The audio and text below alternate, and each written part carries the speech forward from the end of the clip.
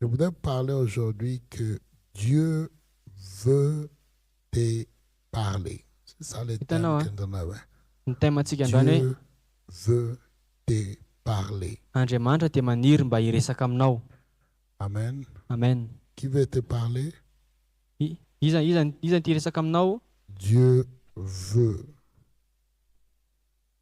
te parler. Andriamanitra dia maniry te hiresaka aminao.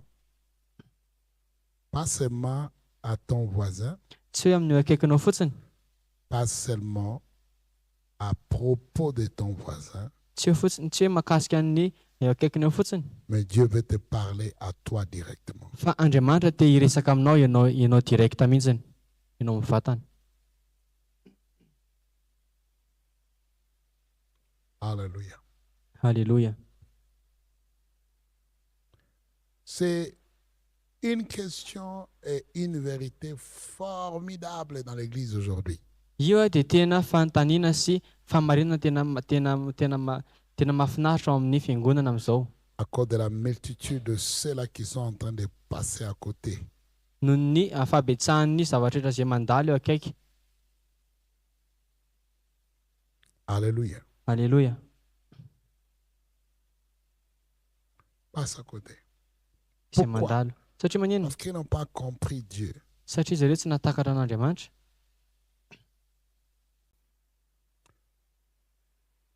C'est très important. Tena manan-danja.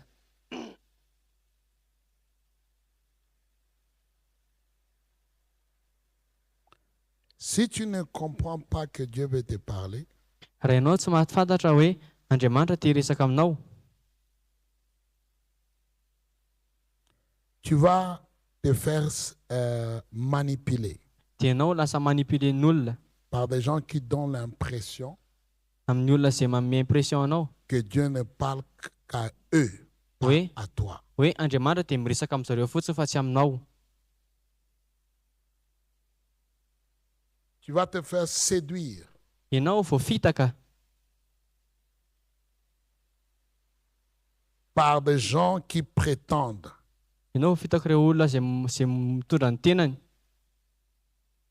Alléluia. Alléluia. Une chose est certaine, Zavatra anankiray ny azo antoka, moi-même j'étais victime de ça avant. izaho koa dia tena victime an'izay teo aloha. Ouais, Eny, j'ai été heurté par ça. izaho dia tratra an'izay zavatra izay.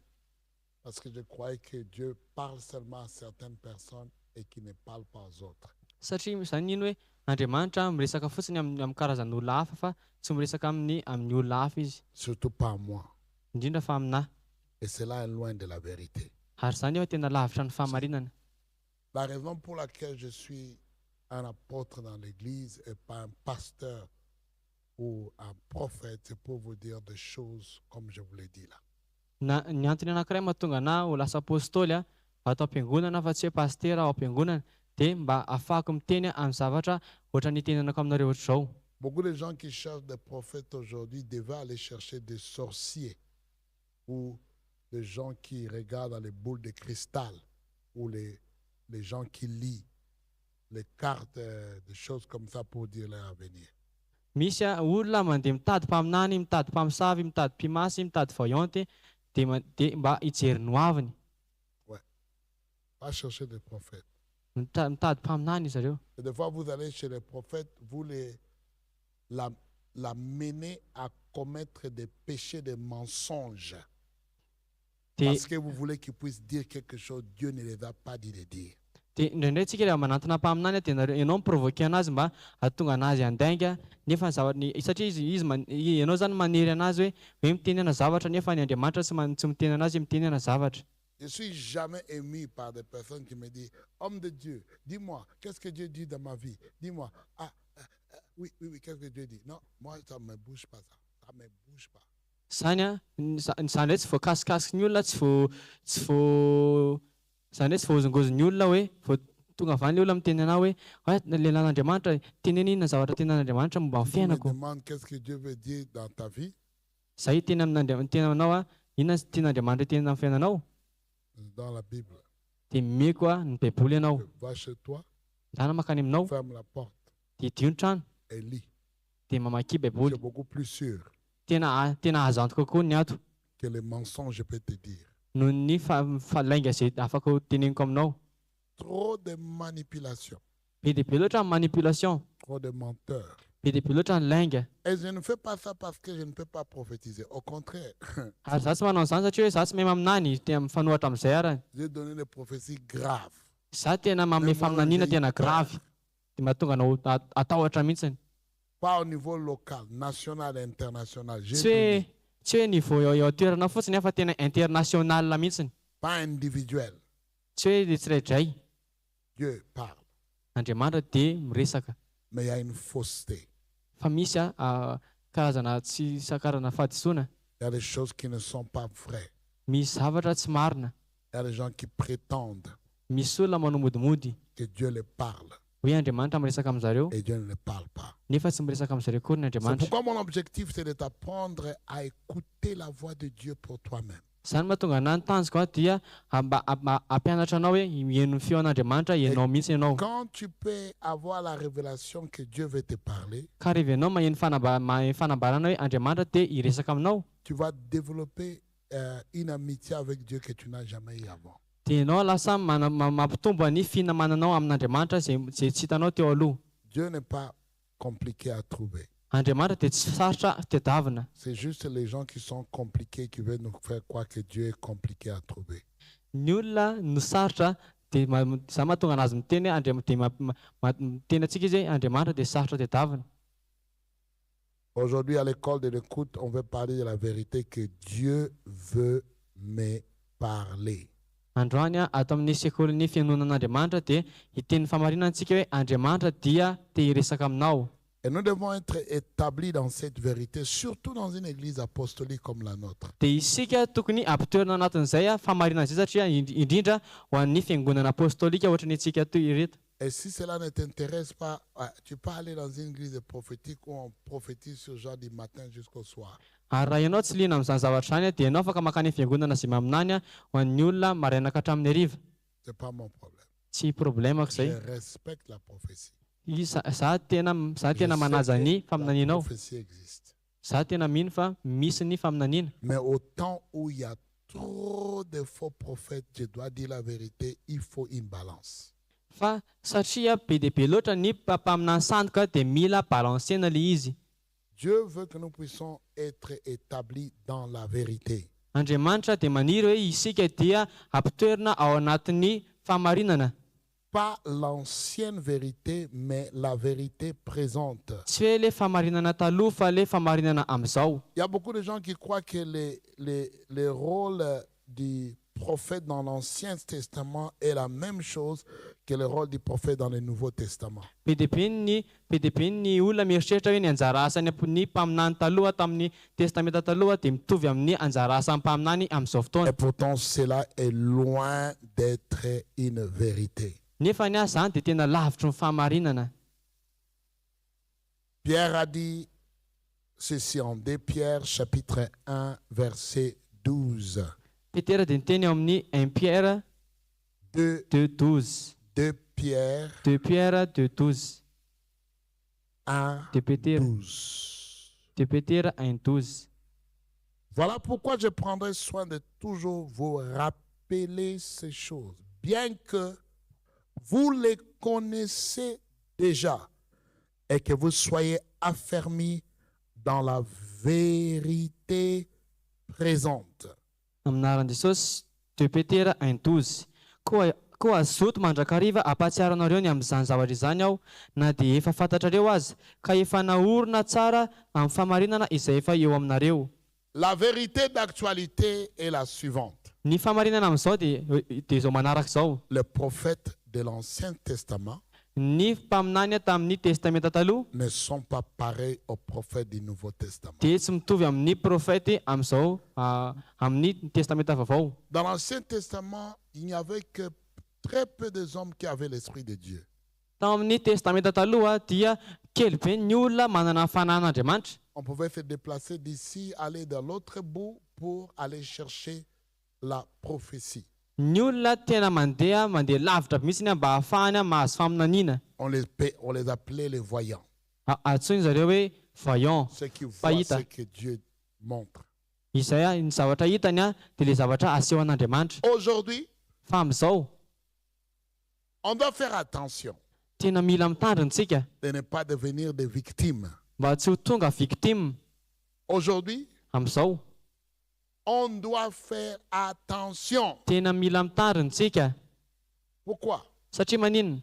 Parce qu'aujourd'hui, tout le monde a le Saint-Esprit. Satria ny olona rehetra amin'izao manana fany masina. Et deux, Faharoa, il y a beaucoup de faux prophètes. be dia be loatra ny mpaminany sandoka. Beaucoup de faux prophètes. Be dia be ny mpaminany sandoka amin'izao. Et ne t'en fais pas, tu ne reconnais pas un faux prophète par sa prophétie. Ary ianao tsy mahafantatra ny mpaminany sandoka amin'ny faminaniana. Au contraire, Amin'ny fanohatra amin'izay arany, les faux prophètes ny mpaminany sandoka sont beaucoup plus précis que les vrais prophètes. dia tena précis be kokoa par rapport amin'ny vrai Les prophète. faux prophètes, Ny mpaminany sandoka leur prophétie est à un niveau beaucoup plus élevé que les vrais prophètes. ny mpaminany sandoka dia manana nivoana faminaniana tena hoe mbola ambony kokoa par rapport amin'ny tena mpaminany tena izy. Pourquoi? Satria maninona? Parce que Satan le dit. Satria Satana ny teny Avance prophète, avance, avance prophète, avance prophète, avance prophète. C'est Satan qui dit ça, avance. Satana miteny an'izany avance avance. Le vrai prophète, Ny mpaminany tena izy Satan lui attaque avec les doutes. Satana dia mitaky anazy amin'ny aya. Mais le faux prophète, Fa ny mpaminany sandoka, Satan lui dit avance prophète. Satana dia miteny avance avance avance Prophétise, mpaminany avance prophétise. avance mpaminany. Alléluia. Alléluia. Vaut mieux aller chez un féticheur que d'aller chez un faux prophète. Aleo makany amin'ny mpimasy toy izay makany amin'ny mpaminany sandoka. Quand tu vas chez un féticheur, un sorcier, les gens qui font la voyance là, Raha ianao makany amin'ilay mpampimasy mpamosavy le olona le ombiasy reny, tu tombes dans la catégorie de gens froids par rapport à Christ. ianao dia tonga ao anatin'ilay olona mangatsitsika par rapport amin'ny Kristy. Parce que les gens qui sont en feu Satria le olona izay mirehatra ne vont pas chez les faux prophètes. tsy ho any amin'ny mpaminany sandoka zany. Ils ne vont pas se laisser séduire. Izy tsy ho fitaka zany. Mais ceux qui vont chez les faux prophètes, Fa le olona makany mpaminany sandoka, ce sont les gens tièdes. le olona matimaty. Et ce sont les gens que Jésus a dit, je vais te vomir. Ary io ny teny Jesosy hoe ireo olona ireo no alohan'ny vavan'i Jesosy. C'est pourquoi j'ai dit, il est plus dangereux Zany mahatonga amina miteny tena misavatosa kokoa d'aller consulter un faux prophète que d'aller consulter un sorcier. ny makany amin'ny mpaminany sandoka sy any amin'ny mpamosavy. Amen. Amen. Le péché de la divination. Ny fahotana ny fanandrona. Oh, le roi Saoul est allé et il a fait sortir prophète Samuel de ce jour de mort et prophète Samuel a parlé. Le Saoly mpanjaka nandeha nakany amin'ny pahita izy dia navoaka ny avy any amin'ny fahafatesana avy any ny fanahin'ny Samuela dia hiresaka aminazy. De la même manière, moi, je vais maintenant parler à ta famille qui est morte, je vais l'écouter ce qu'il dit. Mitovy amin'ny fomba fitenenana ny olona le fianakavianao maty no fomba hitenenako aminao koa. Et toi, tu dis, prophète, vas-y. Dia ianao miteny hoe mpaminany avance. Non, tu as affaire à un sorcier. Ianao dia miaraka amin'ny zavatra Il n'y amin'ny a pas de mpamosavy. dimension prophétique comme ça. Tsisy fanandrona faminany ohatry zany. Ça n'a pas été donné à l'homme. Tsy omena Si olobe tu loatra trouves zany ça izy. dans l'homme, Raha ianao mahita le zany but amin'ny de la olona prophétie, c'est la sorcellerie. dia izy faminaniny dia Même le fahasaviana. prophète qui dit qu'il parle aux morts, je vais les montrer, je vais les délivrer de la sorcellerie. Mitondra mpaminany izay miresaka amin'ny olona maty fa tonga dia délivreko ilay izy satria fanahany fanandrona zay. C'était pas Samuel. Tsy Samuela. C'était l'esprit qu'on appelle esprit familier. Fa tsy Samuela le navoaka ny Saoly mpanjaka tamin'iny fa le fanahy familiarité. Qui opère, c'est pas familiarité, tu vas toucher autre chose. Esprit familier. Esprit familier. Yeah. Quand tu dis familiarité, tu touches autre chose, tu vois, tu es encore petit dans les choses spirituelles. Dis ce que je t'ai dit. Okay. Alléluia. Esprit familier. Fanahy familier. Qui opère avec les gens qui ont l'esprit de la divination. izay miasa miaraka amin'ny olona mampiasa fanandrona. Comment est-ce que tu vas consulter une sorcière et un prophète de Dieu sort et parle au travers d'une sorcière?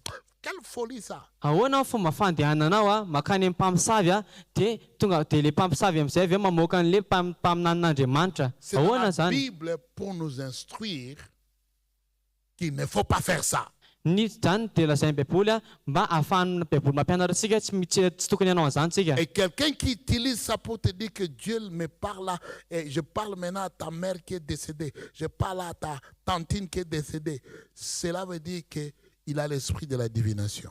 Ary le olona mampiasa an'izany miteny hoe zaho zao miresaka amin'ny olona izay efa maty, miresaka amin'ny manao efa maty, ny tantenana efa maty, le olona mampiasa an'iny dia manana fanandrona. Je vais parler de ça quand vous allez grandir. Ho resahako ilay izy rehefa ianareo mitombo. Je continue un peu ici. Fa toiza foana eto. En venant à mon école de prophète, je vais parler de ça. Rehefa tonga amin'ny sekoly mpaminana re dia ho resahako anareo ilay izy. Amen. Dieu veut te parler. Andriamanitra tia resaka aminao. Dieu veut te parler. Andriamanitra tia resaka aminao. Nous sommes dans le temps où l'Église doit comprendre cela. Isika amin'ny fotoana tokony ahafantarany fiangonana an'izany. Que aller ici et là pour aller chercher des prophéties, c'est l'opportunité ou le piège pour être séduit et manipulé. Dia hitanao fandehanantsika mitady faminaniana ohatra ny hoe eto makany amin'ny mitady fitadiavantsika faminaniana dia eo ny fandrika ho an'ny manipulation no manomboka sy ny fanafitaka manomboka miseho. Matthieu 24. Matthieu 24. Matthieu 24. Matthieu 24. Versets 23 à 25.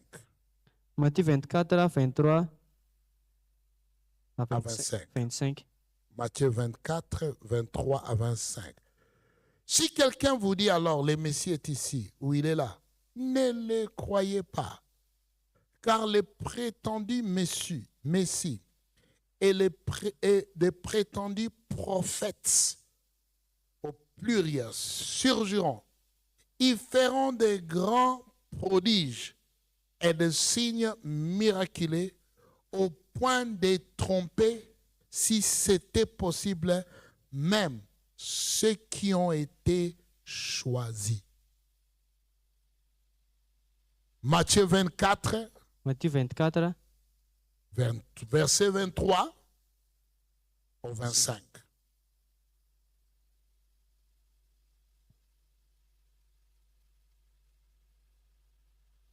Aminaran'i Jesosy. Koa raha misy manao aminareo hoe indro aty Kristy na indro ary aza mino ianareo fa isy Kristy sandoka sy mpaminany sandoka hitsangana ka aneo famantarana lehibe sy fahagagana ary raha azo atao na dia ny olomba fidy aza dia ho fitahany. Indro voalazako aminareo raha teo izany. Quelqu'un va être délivré maintenant. Misy olona androany afaka. Parce que la Bible dit tu connaîtras la vérité et la vérité t'affranchira. Satria ny Baiboly milaza hoe ianao afantatra ny famarinana dia misy olona voafatotra. Ils sont enchaînés. Misy olona izay À voafatotra cause de fausses prophéties, prophéties de faux prophètes. noho ny amin'ny mpaminany sandoka sy faminana Sois sandoka. libéré au nom de Aoka anao Jésus. ho afaka amin'ny anaran'i Jesosy. Prétendus prophètes, Ny mpaminany modimody, faux prophètes, mpaminany sandoka, ils vont faire des prodiges izy anao famantarana et des miracles. sy fahagagana. Mais ils sont faux prophètes. Fa izy dia mpaminany sandoka. Ils ne prient pas, Izy tsy mivavaka. ils couchent avec les filles, Izy miara-matory amin'ny vehivavy. ils ont de sérieux problèmes d'argent. Izy dia tena manana problème Dans leur bouche, c'est vola. la malédiction, pas la bénédiction. Ary ny ao amin'ny vavany ozina fa tsy fitahina. Et ils viennent prétendre qu'ils sont des hommes et des femmes de Dieu. Dia izy manao modimody, izy mitondra tena hoe lehilahy sy vehivavyn'Andriamanitra. Fais attention. Mitandrema, Fais attention. mitandrema. La Bible dit clairement Baiboly dia milaza mazava tsara que les faux prophètes feront des grands prodiges et des miracles. hoe ny mpaminany sandoka dia anao famantarana sy fagagana lehibe. Ne me mesure pas Aza refesina que je suis homme de Dieu ou femme de Dieu en fonction des prodiges, des miracles ou des prophéties que je fais. C'est un mauvais instrument de mesure. aza refesina amin'ny hoe za lehilahin'Andriamanitra sy vehivavyn'Andriamanitra amin'ny famantarana sy fagagana zay ataoko zany dia tena fitaovana tsy mety. Ce qui fait d'un homme de Dieu ou une femme de Dieu, c'est son caractère, Mahatonga ny olona anankiray ho lehilahin'Andriamanitra na vehivavyn'Andriamanitra dia ny toetrany. pas ses miracles, Tsy hoe ny famantarana sy pas ses fagagana, prodiges, tsy hoe le famantarana, mais le caractère. fa ny toetra. S'il n'a pas de caractère, je n'ai pas de temps à perdre avec lui. Raha izy tsy manana toetra dia za tsy mandany fotoana aminazy. Le miracle attire. Ny fagagana dia La foule vient à cause miatiry des anao. prodiges. Ny olona be dia be dia Mais voasariky ny famantarana. cela ne veut pas dire que c'est un vrai serviteur de Dieu. Fa zany tsy midika hoe io lehilahy io olona io dia tena Le seul mpanompon'Andriamanitra marina. que tu peux dire c'est un vrai prophète quand tu connais son caractère. Ny fotoana tena izy hoe tena nanao hoe izy tena mpaminany tena izy dia ny fahitanao ny Et toetrany. si tu veux connaître le caractère de quelqu'un, Raha ianao te hafantatra ny toetran'ny olona anankiray, mets de la pression sur lui. asivy pression izy. Mets de la pression sur lui. Asivy pression izy. C'est seulement sous pression que tu sauras Eo ambanin'ny pression no afantaranao qu'il appartient à Dieu. hoe izy an'Andriamanitra ho na tsia. Alléluia. Alléluia. La pression expose le caractère d'un homme. Ny pression mampiharihary ny toetran'ny olona. Alors, la vérité que Dieu veut nous parler est la suivante. Ka ny famarinana tian'Andriamanitra ho resana amintsika dia izao. En 1 Thessaloniciens verset 5, Thessalonianina 5, 19 à 21. 1 Thessalonianina 5, 1 Thessaloniciens 5, 19 à 21. 1 Thessalonianina 5, 19 à 21. La Bible dit que n'éteignez pas l'esprit, ne méprisez pas les prophéties, mais examinez toutes choses, retenez ce qui est bon. J'ajoute 22. Abstenez-vous de toute espèce de mal. Aminaran'i Jesosy, fantaro ny zavatra rehetra, aza zomy mafy, aza mamono fanahy, aza manao tsinitsinina amin'ny faminaniana. Fantaro ny zavatra rehetra, aza zomy mafy izay tsara. Fadio ny fanao ratsy rehetra. C'est bon, tu as fini de lire? Voilà. Je ne suis pas venu ici pour dire des choses contre la prophétie. La prophétie existe. Za tsy tonga eto mba hiteny zavatra nohatra amin'ny faminaniana tena misy. Mais si la Bible dit, Fa raha teny Baiboly, n'éteignez pas l'esprit, aza vonoina ny fanahy, ne méprisez pas la prophétie, aza atao tsinitsinina amin'ny faminaniana, mais examinez. fa fantaro tsara. Examinez. Fantaro tsara. Tu devras te mettre debout, sinon tu vas dormir. Examinez. Fantaro tsara. Si tu n'es pas capable de l'examiner, Raha ianao tsy capable ny hamatatra an'ilay izy, c'est-à-dire que tu ne peux pas écouter Dieu.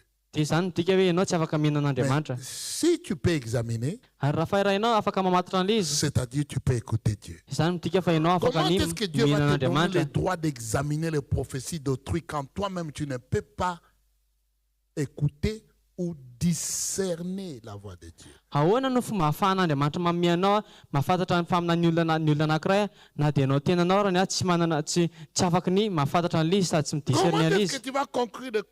tu vas tirer des conclusions? Non, là c'est pas vrai. Ça, c'est pas vrai. Si tu n'écoutes pas.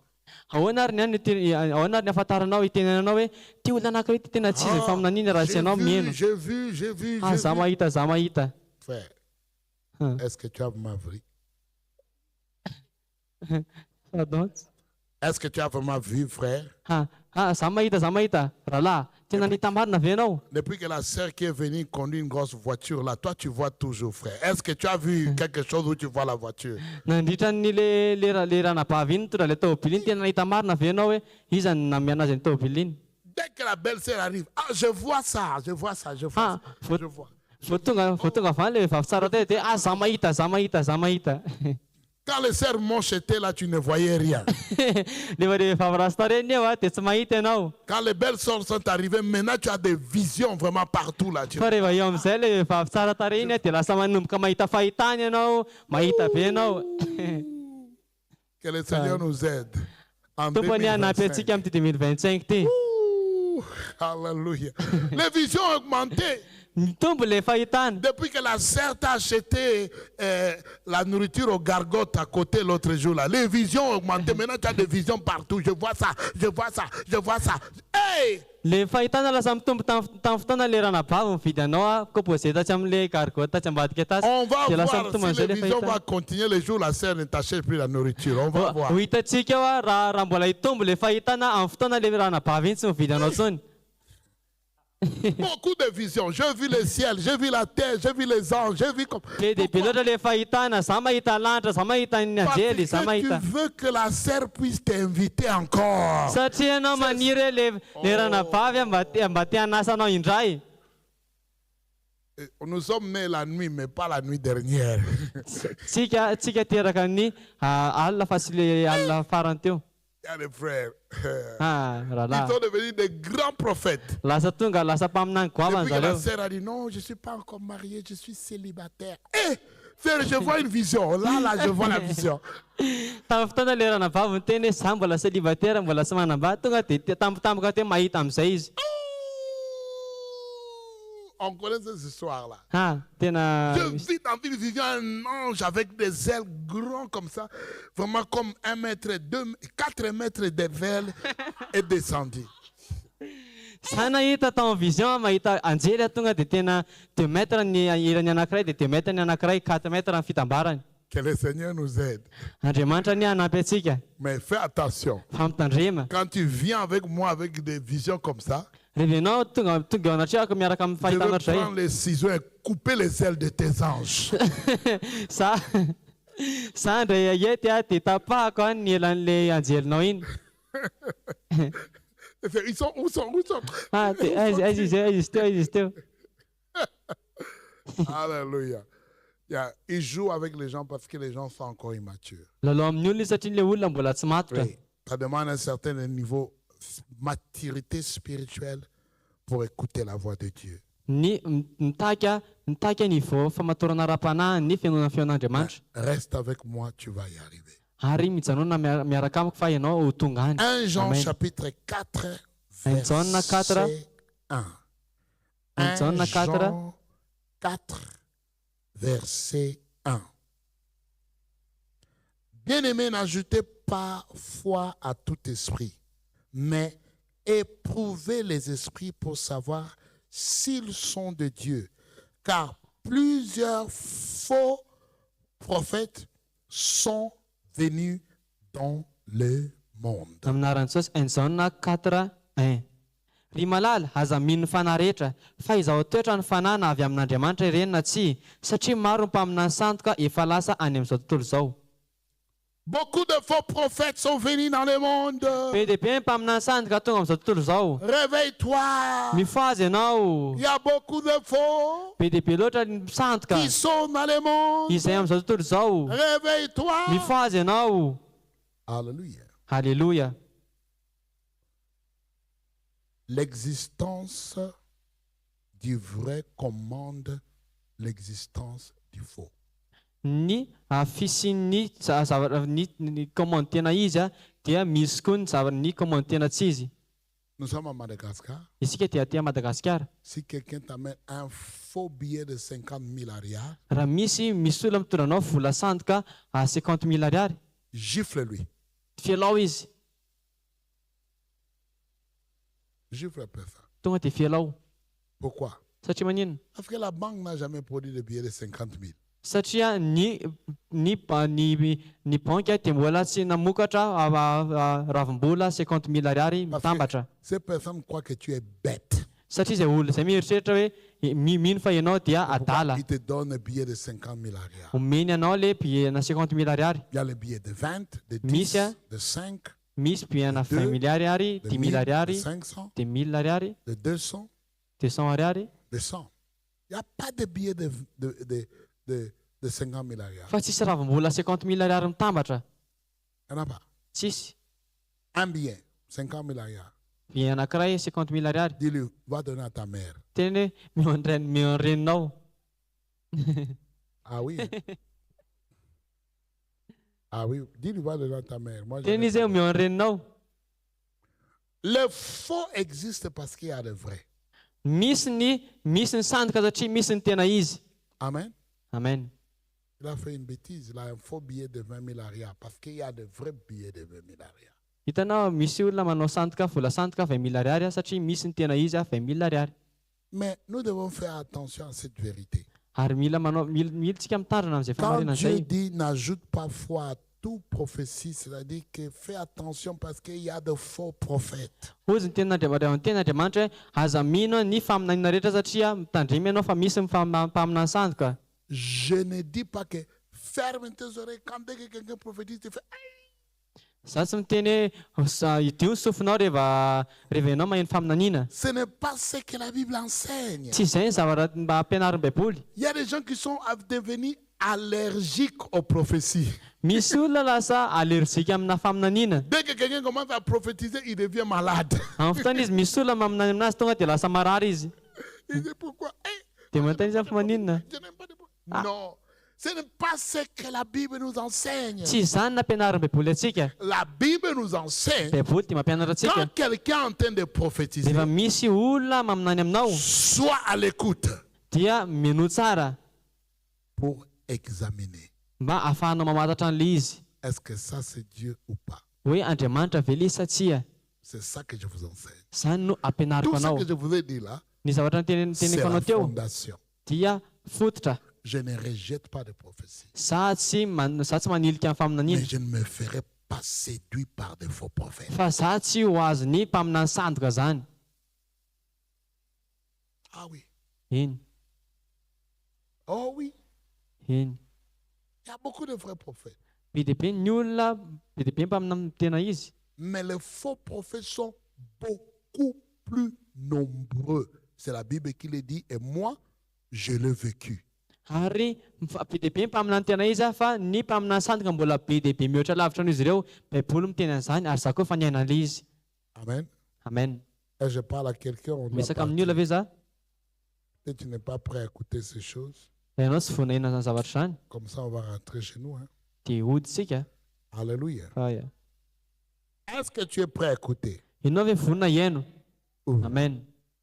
C'est un main là a besoin de la prière. Mila vavaka izany amainanao zany. Amen. Proverbe chapitre 29, Ohabolana verset 29. 18. Ohabolana 29 18. La fondation pour écouter la voix de Dieu. C'est de ça que je suis en train de parler. Proverbe 29, verset 18 dit, quand il n'y a pas de révélation, le peuple est sans frais. Heureux s'il observe la loi. Aminarantsasy ohabolana 29 18. Raha tsy misy fahitana dia tsy atondraka anara-po amin'izay tsy mety ny olona, fa raha mitandrina ny lalàna kosa izy dia sambatra. Quand il n'y a pas de révélation, Raha tsisy fanambarana le peuple périt.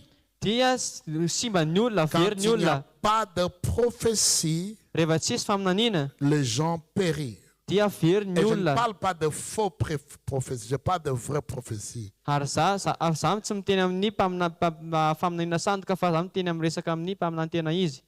Mais la Bible ne s'arrête pas là. Fa ny Baiboly tsy mijanona eo. Il dit, Teny izy.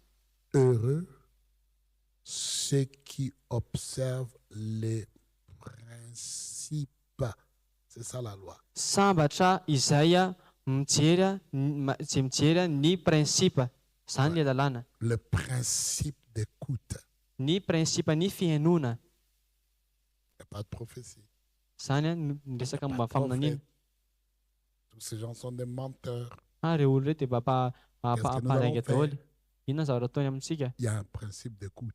Misy inona tokony ataontsika? Misy prinsipa na fihainoana. Il y a un principe pour écouter Dieu. Misy prinsipa mba hihainoana Et si an'Andriamanitra. tu suis ces principes-là, Ary raha ianao manaraka an'izay prinsipa tu zay, vas voir Dieu commencer à te guider. dia ianao mahita an'Andriamanitra manomboka mitarika anao. Le Seigneur Amen. veut te parler. Ny tompo dia maniry te hiresaka aminao. Dieu veut te parler. Andriamanitra te hiresaka aminao. Dis à ton voisin, Dieu veut te parler. Tena akaikinao hoe Andriamanitra te hiresaka aminao.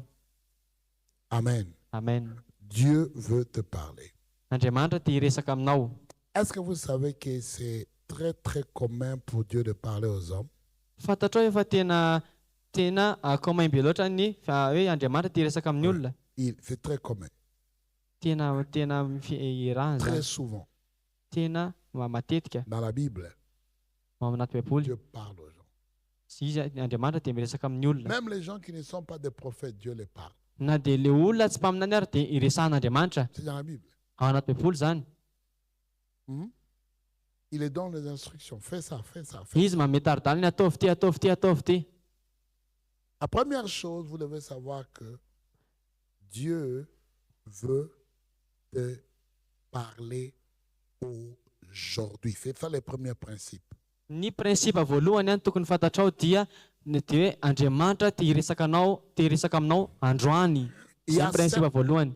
Il y a certaines choses concernant ta vie. Misy zavatra mahakasika amin'ny fiainanao. Ce n'est pas écrit dans la Bible comme ça, clairement. Tsy voasoratra anaty baiboly mazava tsara ilay izy. Commandement 1256. Commandement didy 1256. N'épouse pas cette fille, elle va te tromper. Aza manambady ny vavy fa aprafesiny ianao. Tu trouves ça dans la Bible? Aiza nahitanao zany anaty baiboly. Alléluia. Alléluia. Commandement 526. Didy 526. Ne descends pas à Touliard. Touliard, c'est là où on va te tuer. Aza mijana Touliard fa any no amononanao. My God. Commandement 7825. Didy 7825. Va à Tana. Mandiana Tananarivo. Quitte Tirmandide. Los Tirmandide. Tendana makany Tananarivo. Dans quelle Bible c'est ça? C'est pour te dire qu'il y a des choses que Dieu veut te dire aujourd'hui que ce n'est pas écrit dans la Bible. C'est pourquoi tu dois développer les capacités d'écouter la voix de Dieu. Il y a des gens qui sont en train de prier, Seigneur, donne-moi un mari, donne-moi un mari. Un frère arrive et dit, ma soeur, comment tu vas? Et la soeur dit, moi j'ai prié pour les gens sérieux. Toi, pourtant c'est lui que Dieu a envoyé. L'affaire est aveugle.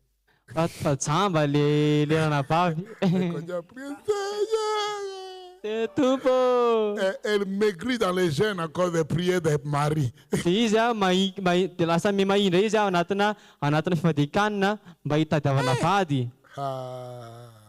Si seulement on écoutait le Seigneur, il y aura des problèmes qu'on va éviter dans la vie.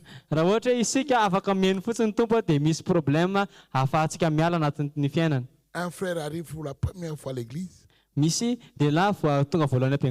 Deuxième fois dans l'église. Et la sœur commence à dire, Seigneur, je vois la vision. Mon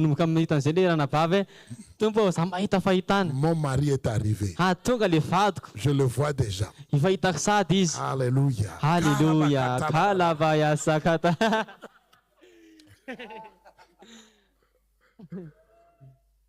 Troisième visite à l'église.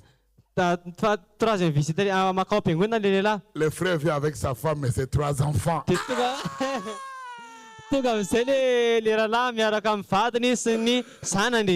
taitra amin'izay le ranavavy. Pourquoi tu n'as pas mis de bague, frère? Pourquoi tu n'as pas mis de bague? Fa maninona ianao tsy nanisy peratra? Fa maninona ianao tsy Pourquoi tu nanisy n'as plus peratra? d'alliance? Fa maninona ianao tsy nanisy an'le peratra? Maintenant, il y a déjà 8 sœurs dans l'église qui ont des visions pour toi. Dia izao zao misy lasa misy ranavavy anankivalo nahita vision taminao.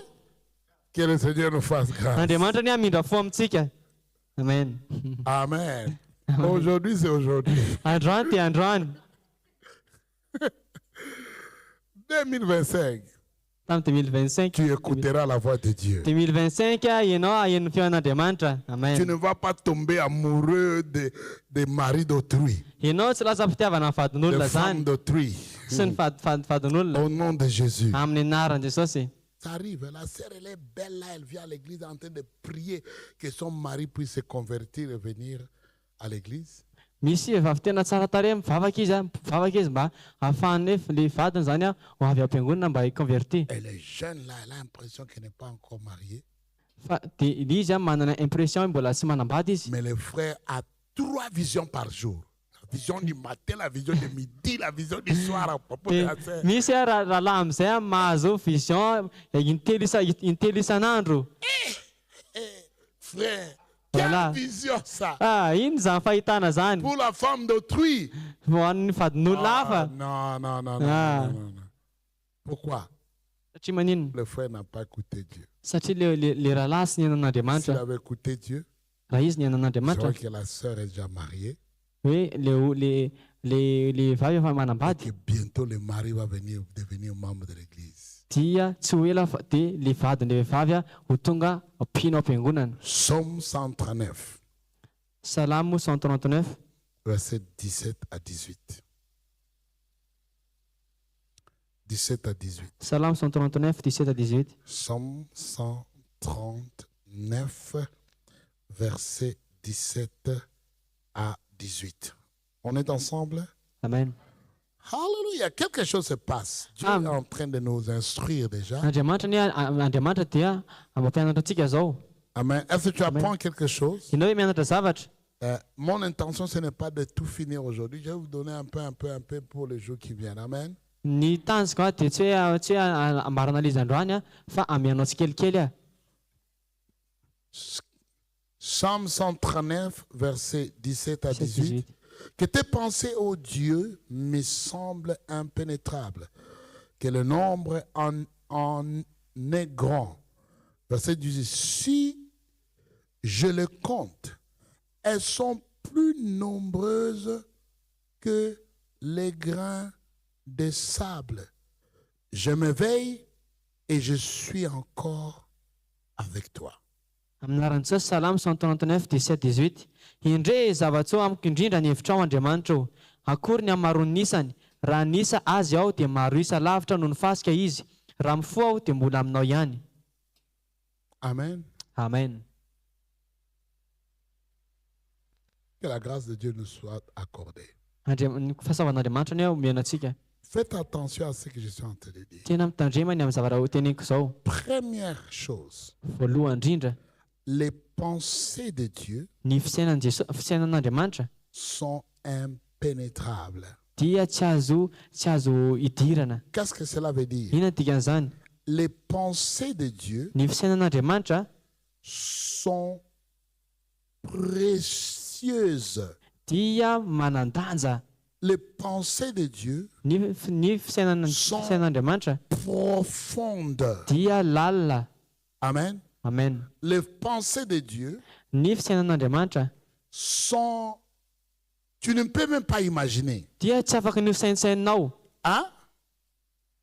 Très précieuses. Tena manandanja, tena C'est zava-tsarobidy. ça, impénétrable. Zany ny dikany hoe tsy azo hidirana. Tena Trop, Seigneur. tena trop loatra, tena grave. C'est comme ça que tu penses à propos de moi. Ohatrany ve ny fomba, ohatrany ve ny tenanao amiko? C'est énorme ça. Tena dangereux. C'est ça la base. Zany no fototra. Quand quelqu'un pense de cette manière-là à propos de toi, n'es-tu pas intéressé de lui demander un peu qu'est-ce que tu penses? Raha ohatra misy olona misainsainanao mombanao ohatr'izany ahoana tsy ahatonga anao intéressé hoe mba aheno mihoatra. Alléluia. Alléluia. vous qui me suivez en ligne, n'êtes-vous pas intéressé à écouter quelqu'un qui a des pensées profondes comme ça pour ta vie? Ho anao izay mijery en ligne, ianao ve tsy intéressé, ianao ve tsy liana amin'ny olona izay tena hoe manana fisainana lalina ao fiainana ohatr'izany? Et maintenant, tu vas aller chercher quelqu'un qui va te dire toutes ces choses que Dieu est en train de penser. Toi, tu écoutes là seulement. Ah, prophète, vas-y, prophétie, prophète, prophète, vas-y. Avance, prophète. Dis plus, prophète, dis plus. Dia ianao mandeha mitady olona, mitady mpaminany ianao dia avy eo dia mipetraka ianao dia manao croisé les bras dia miteny avance prophète, mitenena. Tu veux réduire le monde à toi, seulement toi, pas d'autres personnes, seulement toi. On parle du matin jusqu'au soir, on parle. Ahinanao ny zao tontolo izao ao anao rery maraina amparivon'ny andro. Pas ici. Tsy eto izany. Amen. 2. Faharoa, Le nombre. ny isa, Quantité. ny apetsahany. Alléluia. Alléluia. Combien de pensées Dieu a pour toi? Firy ny fisainan'Andriamanitra ho anao? Oh, Dieu a seulement 2 pensées pour toi. Andriamanitra anankiroa fotsiny fisainan'Andriamanitra momba anao. Prophète, donne-moi seulement un mot. Une phrase. Mpaminany mio phrase anankiray fotsiny phrase anankiray.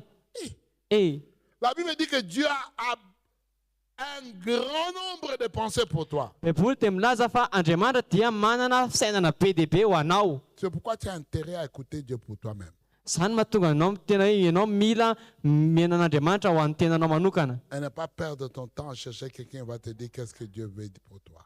Ary aza mandany fotoana mandeha mitady olona hafa mba hiteny aminao hoe inona ny zavatra teneninao amin'ny fiainanao. La deuxième chose. Ary faharoa, Est-ce que tu es là avec moi ou je laisse tomber? miaraka amiko ve ianao sa ajanoko ilay izy? Je vais laisser tomber si ne dis pas Amen.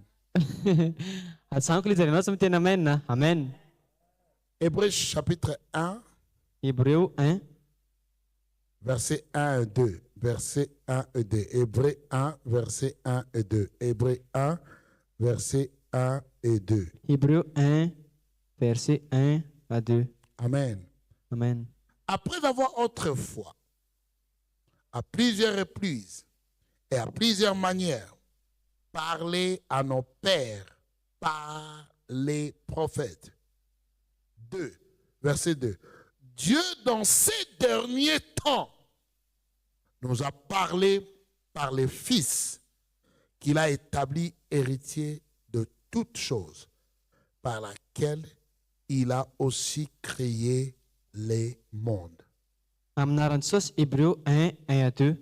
Rehefa nampitenenin'Andriamanitra tamin'ny razana fahiny mpaminany tamin'ny andro samihafa sy ny fanao samihafa, dia amin'izao andro farany izao kosa no nampitenenana tamintsika ny zanany, izay voatendriny ho mpandova ny zavatra rehetra. Izy no nahariana izao tontolo izao. Amen. Amen. Dans le passé, Tany amin'ny lasa, il parlait au travers des prophètes. izy dia miresaka tamin'ny alalan'ny mpaminany. Dans le présent, Fa amin'izao fotoana, Dieu dit, Andriamanitra miteny, pas de prophète, tsisy mpaminany, mon fils. ny zanako. Et quelqu'un me dit, mais il est déjà parti, ça fait 2000 ans, comment ça je vais me parler? Il n'est pas parti, c'est toi qui crois qu'il est parti. Dia misy amin'izay olona miteny hoe efa lasa izy efa roa arivo taona zay. Hitanao izy tsy mbola tsy nandeha zany fa eo akaikinao foana izy fa ianao miny efa lasa izy. Jésus parle encore. Jesosy mbola miteny Même foana. aujourd'hui, il parle. Amin'izao izy miteny. Ce que je viens te dire là, Ny zavatra teneniko aminao zao c'est lui qui me l'a dit de te le dire. dia izy ny tenana mba ho teneniko aminao. Amen. Comment est-ce que Jésus parle aujourd'hui? Ahoana fomba tenenan'i Jesosy amin'izao? Directement par le Saint-Esprit. Dia direkta amin'ny vatana amin'ny fanahy masina. Ah oui, Iny. ah oui. Iny. Pour ceux qui cherchent à écouter, Ho an'izay re mitady mba heno, il peut te parler. ho an'izay mitady mba Pour heno ceux dia qui ont compris, afaka miresaka aminao izy. il peut te Ho parler. an'ireo izay mahatakatra Pour ceux dia qui ont afaka la miteny aminao izy. connaissance, il peut te Ho an'ireo parler. izay manana fahalana dia afaka miresaka aminao izy. Jean 14, 17. Saona 14 à 17. Il dit, l'esprit de vérité que le monde ne peut recevoir parce qu'il ne le voit point et ne le connaît pas. mais vous les connaissez, car il demeure avec vous et il sera en vous. Jaona 14:17 aminaran'i Jesosy.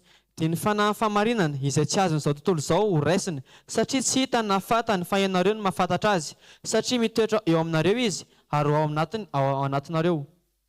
Il sera en vous, Izy dia ao aminareo, pas dans le bureau du prophète. tsy ao amin'ny biraon'ny profeta. Oh, où tu vas? Non, je vais aller chercher les prophètes, l'esprit de Dieu là. Tu laisses l'esprit en toi, tu pars là-bas. Hoy ianao zany dia Réveille-toi, réveille-toi. zany dia ho any biraon'ny profeta satria fanan'Andriamanitra aho, mifoazy ianao. Amen. Amen. Réveille-toi. Dis à ton voisin, réveille-toi. Tena kikanao mifoazy ianao. Que l'onction de Jonas puisse partir de toi. Amin'izay vaoaka ny fosy Jona hialo aminao. Il y a beaucoup de gens qui portent l'onction de Jonas. Be dia be loatra ny manana fanahy fatorizana. Jean 16, verset 12 Jaona 16:12. et 13. Écoutez ce que Jésus dit. J'ai encore beaucoup de choses à vous dire, mais vous ne pouvez pas les porter maintenant. 13. Quand le consolateur sera venu, l'esprit de vérité, il vous conduira dans toute la vérité, car il ne parlera pas de lui-même, mais il dira tout ce qu'il aura entendu et il vous annoncera les choses à venir. Anaran'i Jesosy Jaona 16:12-13.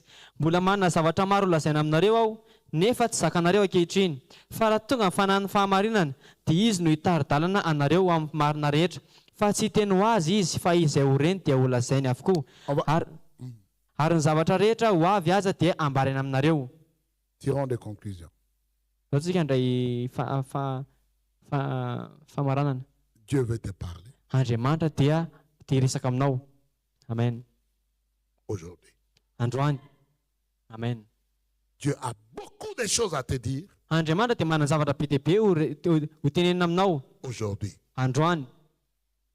Dieu n'a pas besoin d'un prophète pour te parler, Andriamanitra dia tsy mila mpaminany mba hiresaka aminao. comme dans l'Ancien Testament. Ohatrany tahaka ny tany amin'ny testamenta taloha. Il veut te parler à toi directement. Fa izy dia hiresaka aminao mivantana. Il y a quelqu'un qui me regarde et dit, ah, à moi, c'est pas vrai, à moi. Oui, à toi, à toi. Misy olona miteny aminavy aminao mihitsiny. Oui. C'est à toi qui veut parler. Aminao ny tiany hiresahana. Comment ça? Ahoana izany?